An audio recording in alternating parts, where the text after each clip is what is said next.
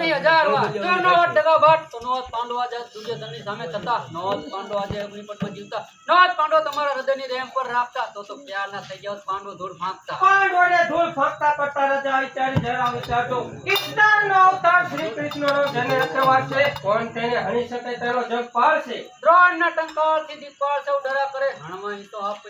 હણમાં પણ હાથ પછી કૃષ્ણ બિચારો શું કરે પણ નહીં જડાશે પાંડવો તમારા અંતરે અપ્રિય કર ફાંસી થઈ પડ્યો છું હું હરે બોલો કરા આ તું છત્રપતિ દુર્યોધનની આગમાં આસુ અરે દુર્યોધન જો તું લડીશ નહીં હું 7 કોઠાનું વ્યૂહ રચ્યું છું તું સાંભળ પેલો કોઠો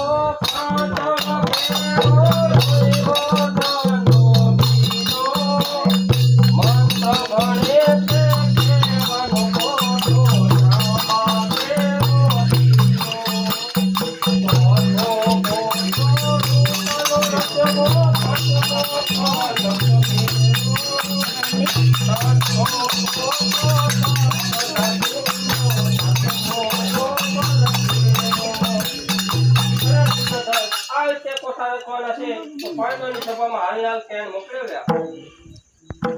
આ થોડા બાંધતાને બરોબર ભ્રમે આવે છે લે આ કેડ જય અને પાંડવોની સભામાં વાંચી સંભળાય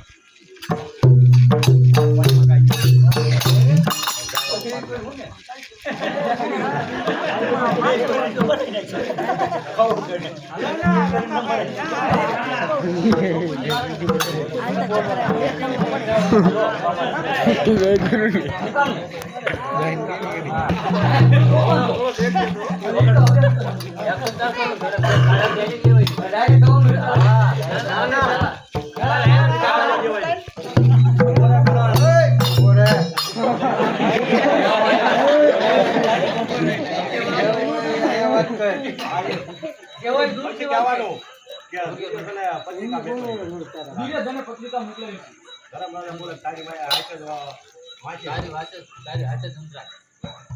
તમે સુનો પાંડવ કેડા ધન તૈયાર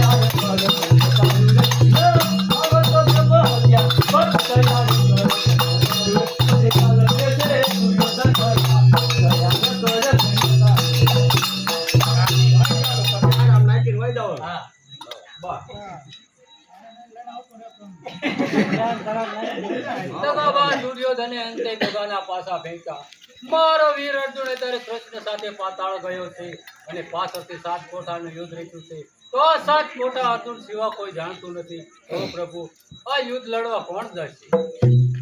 સહદેવ અરે મોટા ભાઈ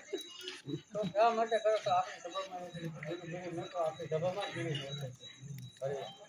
તો 52 પાનાનું વિડીયો બનાવો અને આપણી સભામાં મેકો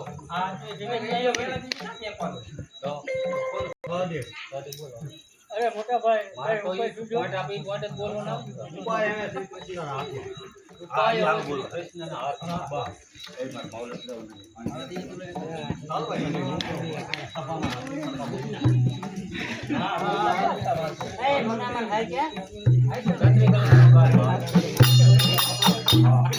અરે મને સમજાય છે કે માતા વિના મસાળમાં કોઈ સંભાળ લેતું નથી એમ પિતા વિના કન્યો સંભાળ કોઈ લેતું નથી પ્રથમ જાણ્યું હોત આવું મેં તો આયા હું આવીશ નહીં અને મારું અડેકું મુખ તમને દેખાડે જ નહીં તો લાવ અત્યારે સભા છોડીને ચાલ્યો જવું એમ બોલે બોલે અરે બેમાન્યો બોલે બેટા તું તો એની નાનું વાત છે દાદા કહે તો સાંભળ એ દાદા કહે તે સાંભળ ઓ દાદા કહો એ વાત મને સત્ય કહો અરે બેટા